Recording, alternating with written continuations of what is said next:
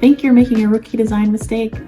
Let's find out. Today we're going to go over the top 3 mistakes that junior designers make.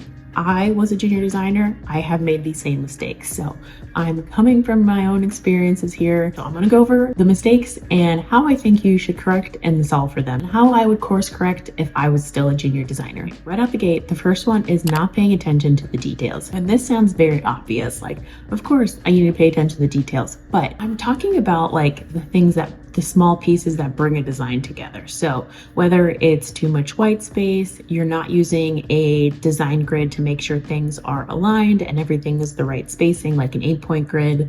These are the kinds of things that create inconsistencies. And when you're looking at the design overall, you're starting to notice things that are a little bit off. And you might not be able to put your finger on it, but I promise you, if you look into, like I mentioned, some of these things, you might start to realize, oh, things are a little bit off. Now, for example, let's say you are pulling out of an icon pack. You found one on Icon Scout and you're also using the material design icon pack. You could be like pulling an icon from here, pulling an icon from there. And most of the time that's fine. But if the styles of the icons are a little bit different and they're right next to each other, those are kind of things that might not pass like a design review. If you have those kinds of things, let's say you're using, let's say, an arrow icon, but they're both slightly different styles. These are the little things that I'm talking about that kind of make the design look amateurish, which I hate to say, or a little bit fragmented. And that's not how you want to come across. That looks and feels very junior. Like I could spot that out in a junior designer portfolio like that. So to correct that, I would just work off the design system. If you're working as a designer in a tech job, corporation, I'm sure there's a design system. Just make sure you follow that. If you're bringing over an icon, make sure it applies to the design system that you have. If this is, let's say, a portfolio project, pick one style and just run with it.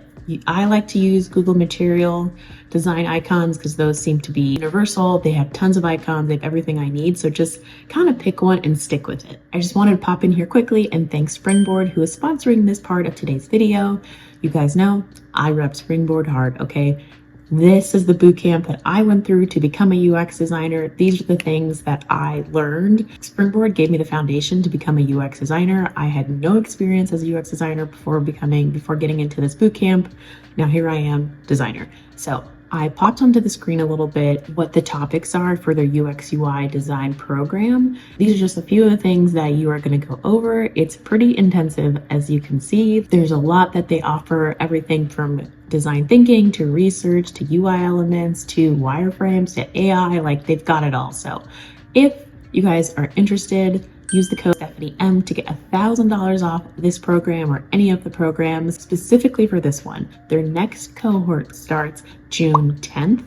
The last day to sign up and get into that cohort is June 5th. The day that you guys are watching this, you probably have 6 to 7 days before that June 5th deadline. So if UX has really interested you, if you're watching this, then I think this program can really do a lot for you. So don't forget to check out the link down below. Next thing I see and I've done is working in isolation. You know, design is inherently collaborative, but there's something about being a new designer that you almost want to like prove that I can do it all myself, and then I'll come back and like show you this perfect design. It's like, no.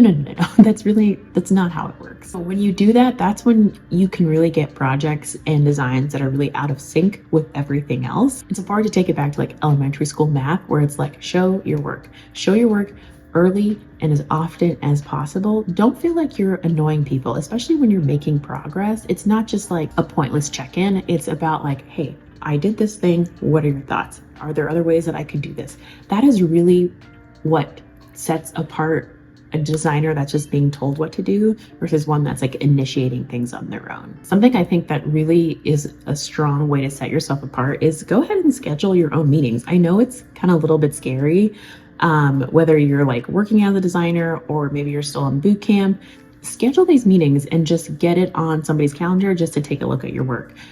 It can be 15 minutes, less than that. Like, hey, I had this idea. Can you just work with me on this? Bounce ideas off. Like, let's get that going. That just proves that you are a part of the team.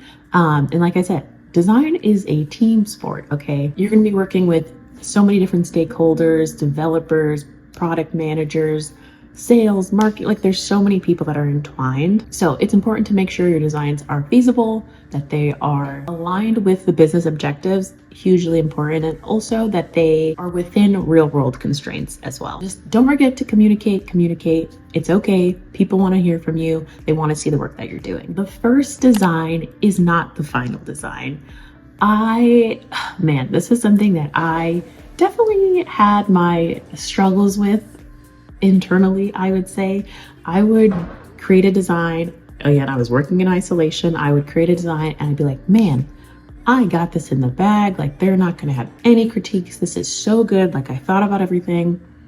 I go to design, critique, present it, light it up. They light it up, not in a bad way. In like, oh, what about this? Oh, what about this? And it's like, oh, okay, yeah, there's actually a lot that I didn't think about here. And that is okay. That is the design iterative process. I think us as designers, we want to fall in love with the design at first strike. We're like, oh yeah, this is so good. I've got it. But most of the time, it's not going to be that way, and it should not be that way. That mindset you really have to shake loose, because you need to be able to accept the changes and not let it stifle the design. Whatever you draft the first time, I can guarantee you it's not going to be what actually goes into production, what actually goes live in front of customers. And to piggyback off of that, it's important to not just jump straight into high fidelity. I know it's our tendency to be like, oh, well, I already know what it's going to look like. Let me just already put the time in and make it high fidelity. I have also made that mistake one too many times. High fidelity is impressive, but it's also time consuming.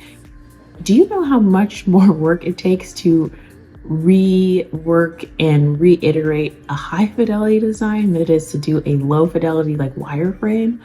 Oh my God, I have spent hours doing that. And I'm like, why did I not just think through this when I was just doing sketches or just doing boxes and shapes in Figma? Like, I promise you guys, it is exciting to get to the high fidelity and the colors and the shadows and the shapes, but trust me when I say, keep it in low fidelity until you are so sure that it's time to move on to that next step. Sketches and wireframes are your friend, because you are just focusing on the structure and the flow to make sure all that's right before you bring it into the fun, aesthetic, colorful side of high fidelity. Just be mindful of these common mistakes and keep these in the back of your mind, so hopefully you don't go ahead and make these same mistakes. Don't forget to check out Springboard. Use the code STEPHANIEM. The link is down in the description box to get $1,000 off whatever course you choose. UX UI for the win.